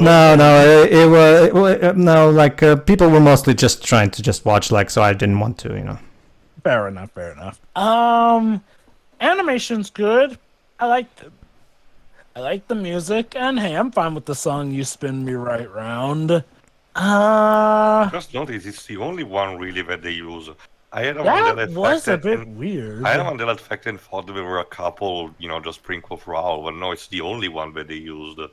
Yeah, that was kind of weird. I guess they're just big fans of it, I guess. Whenever other Asterix movies had licensed songs, they had more than one. But, and I can tell you, the live-action movies also keep this tradition up. Neat. But yeah, Demonix, great villain. He's threatening and dark, but still has his good comedic moments, so that, we keep things Asterix-ish in that regard. Again, I personally don't mind it when darker elements are brought into the fold, so long as it's done well in stuff like the Vikings movie and the Conquers America film. And this one. Yeah, this one too. and to a lesser extent, the big fight. Like I said, I'm fine with that. My issue is more so the pace with that movie. But no, like, so if I were to say what were my favorite movies in the franchise, that would still be 12 Tasks, Conquers America, Vikings, and Mansion of the Gods. This movie is a good runner-up to Mansion of the Gods, though. I will give it that. I guess it's just Mansion of the Gods really has me rolling more so with, oh, the goals have become the very thing that they swore to destroy, and that bit's just hilarious. It's funny, Jova. There is a book that has not be adapted that kind of does something similar to that. It's called Obelix Incorporated, I think it's called. And essentially, Yes. it's the Romans introducing the gods to the nefarious concept of capitalism. And it works. Yeah. Wait, as in, like, the Romans win in the end, too? Wow. Well, they come just as close as they were in Mansion of the Gods, because essentially they introduced the idea of proper commerce and specializing in the gods selling their stuff, and essentially they weakened their bonds because of that. Mm-hmm. Man, okay, now that sounds like something I would like to see as a movie, potentially. Yeah. Although I do wonder if the makers might consider that too similar to Mansion of the Gods. Although, again, to be fair, at this point, good luck trying to find a pattern with how these animated movies are decided. Yeah, like I Yeah. said, it seems all over the place. I mean, Mind you. I would really like it for at some point someone to adapt the Asterix in the Olympics movie, like hopefully in time with the next Olympics, hopefully maybe, because I really like that book and I wish there was an adaptation of it. Well, like you Hopefully said, the- Pedro, there was just in live action. Well, hopefully the celestial dartboard that God uses to decide whichever Asterix movie gets adapted next will smile kindly upon you. But yeah, no, overall, the animated movies were great, and I'm definitely looking forward to the live-action ones, and is there any other form of movies aside from Well, this? aside from the live action one, no, the movies are just like that. There are countless video games, Jova, but we'll see what happens next on that front. Yeah. And plenty of comics to do potential let's reads of, but I will give the floor to Tio. Sure, why not? No, again, this is really enjoyable as a story. Again, for an original story, this is highly competently made. Because, again, the risk would have been very high. And even as a story about the change, passing of the torch, daring to break tradition and daring to question said tradition, it's even done with taste, tact, and the idea of just, at the very least, questioning this, rather than just coming out of front and saying, you suck, like a lot of movies these days tend to do. This is inclusive even to Pectin, again, ascending to a role. She doesn't just strolls around and says, oh, don't you know, I'm naturally talented, look how this is done. Instead, it's more of a case of her having the talent already on her own. So it's not like a case of even she's a, Mary Sue or comes the fuck out of nowhere. But it was just a matter of channeling it into, what she could do. And she even needed a boost of encouragement herself. And That because is the a good situation point. was dire herself, it makes it even more believable as a result. Yeah, actually reminded me that, one thing I do like is, it doesn't necessarily demonize the ones in favor of tradition either. It shows that they have problems, but it's not saying that they're inherently garbage or all men are sexist and all that. If I had to say, again, the druids are portrayed as properly as a bunch of nerds, or at least the equivalent of. But because of that, they are just a bit out of touch with modern times. Again, it's a story of changes about the old generation having to recognize potentially that the new one has value. And as Getafix himself said, they will be the one carrying the traditions as well. So not only they need to learn about it, but the two generations have to understand each other as a result. I won't lie, there were constantly scenes I was dreading where they would be like, you brought a girl, or you brought these outsiders, but surprisingly, No, and again, we don't they even seem get to like, be and underst- again, that's the best part also, Jova. Despite the potential setting up for it, we don't even get like a reveal cliches. I Oh, know, No. right? Wonderful. No, that's no, I probably was- what. Sorry, go on.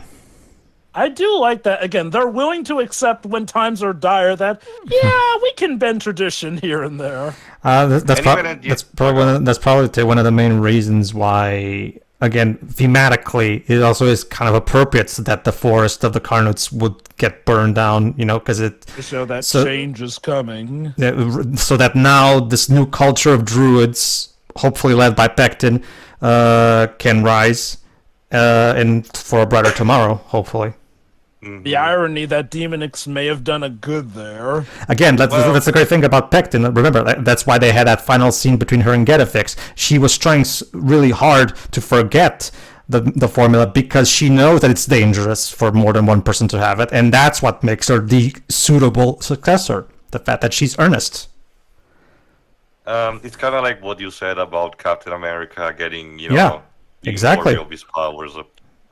Exactly. Also, to answer to get, I know Jova that I'm overanalyzing with this, but it's easy also to make the association that Demonix being associated with fire, it's like basically a firebrand, and what happens after a fire, the soil is fermented.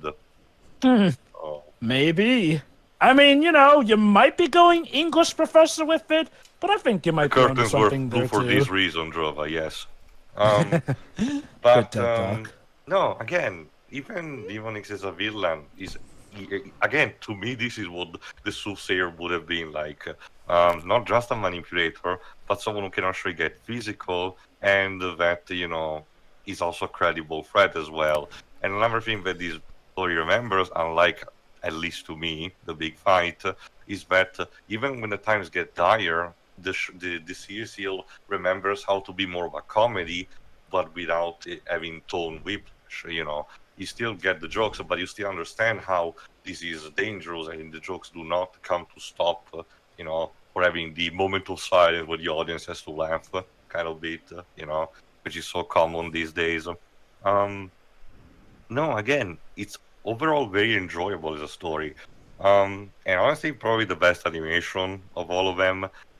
I will always have a soft spot for 12 Task because it's the one that I grew up with.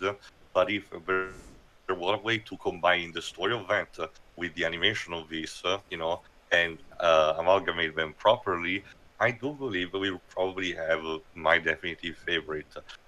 Story-wise, it's still very solid.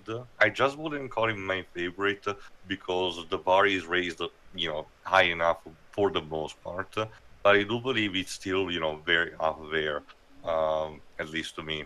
So, again, only time will tell when we'll get the next limited adaptation. Like I said, it's an inevitability. It's just a matter of when more than anything. Hopefully, the next time the pirate shows up, have her, hell masked in a more respectable way, hopefully. I think it says something that I think the pirates might legit have worse luck than the And again, it's a Jova? shame because the gags with the pirates are always, particularly funny to me. It's just they have that elephant in the room. There's such a great running gag. Pedro? I think that's another book that I think you would like it if it gets adapted, Jova. Asterix and the Cauldron, which, believe it or not, yeah. that's a story, Jova, where, believe it or not, the pirates have a happy ending. Really? Even the narration says, and this time and only this time, the pirates are happy. Only this time. It's also technically a mystery story, Jova, believe it or not. It Yeah. doesn't involve murder, but more about thievery, basically. Yeah. But it's such a mystery to understand who's the culprit. It's actually pretty cool. There's a lot of great Asterix books that have been adapted, trust me. There's a whole treasure trove of great books. Again, Goscinny has some bad tendencies here and there, but if you can get around, but if you're able to get over them, there's still a lot of great stuff there. But I'm like you said, I'm definitely probably gonna check out some of these comics, if not the whole bunch, if I can find a good collection. you forgot Linkara is here reviewed the I- Legionary, I- so you have yeah. already a good ground. I recommend readallcomics.com. They have all the comics there in English. Cool. Like I said, it's only a matter of time where the next animated adaptation will happen, and I will be interested to see how it looks like and everything. But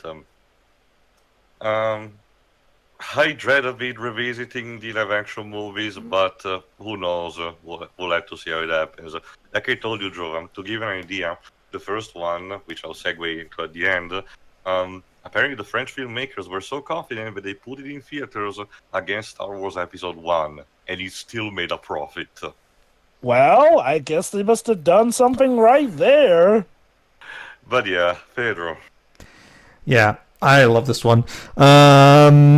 No, again, I love how this is one of those movies that could have gone horribly wrong.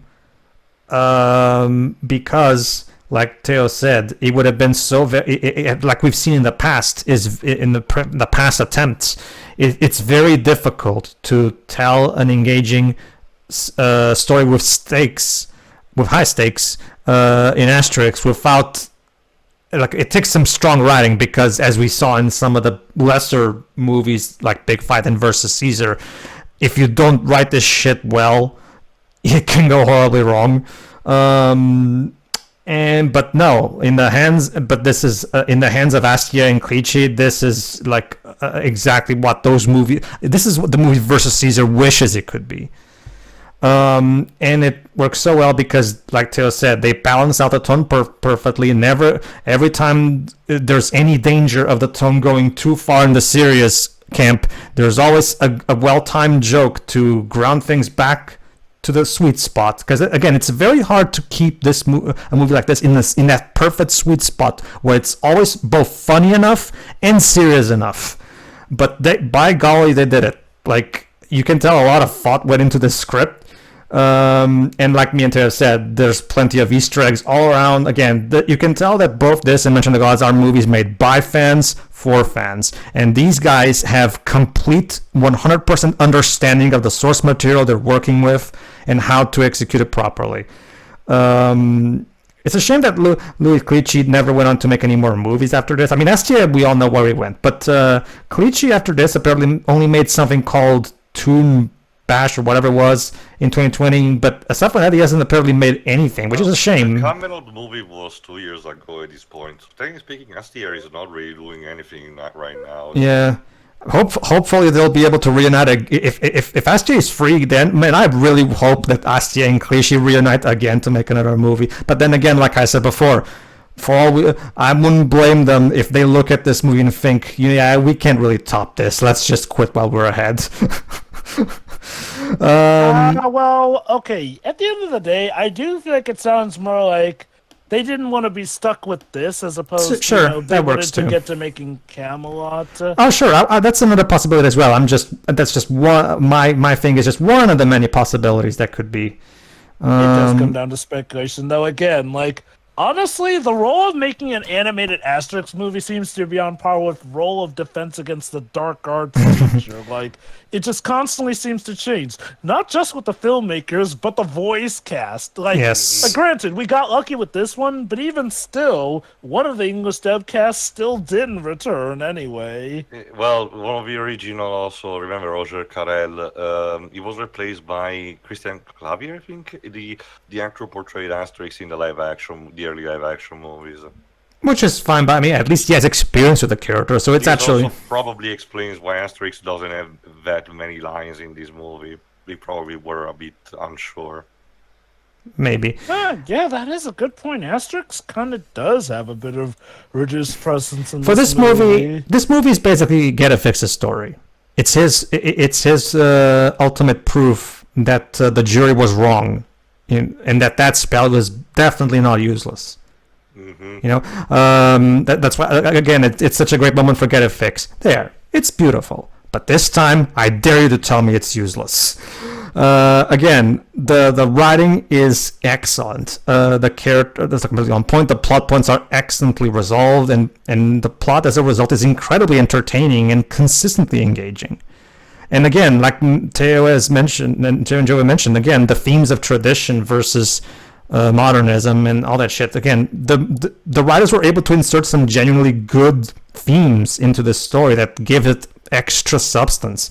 And again, without feeling out of place, without the movie getting too convoluted or bogged down in stuff that doesn't belong. No, this is the kind of formula. This is the kind of movie that could have gone horribly wrong in the hands of worse writers. But no, in the hands of these two, they succeeded in creating that perfect sweet spot that manages to put together all these elements that should not work, in an Asterix store, and yet they do, because once again, proving that it's not what you do, but it's how you do it that makes all the difference.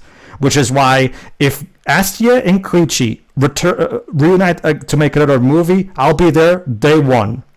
No questions about it, because I have complete confidence in these two. Complete. I don't know about you, Theo, but I have complete confidence in these two at this point. I'm definitely curious at the very least. Yeah. They have, after this and Dominion of the Guns, they have completely proven themselves to me. I have no qualms whatsoever. They start making the movie, okay, I'm there day one. I'm sure it's going to be awesome, because, you know. So yeah, that was Asterix and the Secret of the Magic Potion, and that basically means we've done all the animated movies. So, Theo, what else do we have? Well, we have the live-action movies. Like you said, the first one was released in 2001. Again, I forgot the year exact when Star Wars Episode 1 was released, but at least in my country came around at the same time. With a guest star, a very drunken power member for this time, Roberto Benigni, tuning eventually for Asterix and Obelix to take on Caesar. See ya. So, yeah.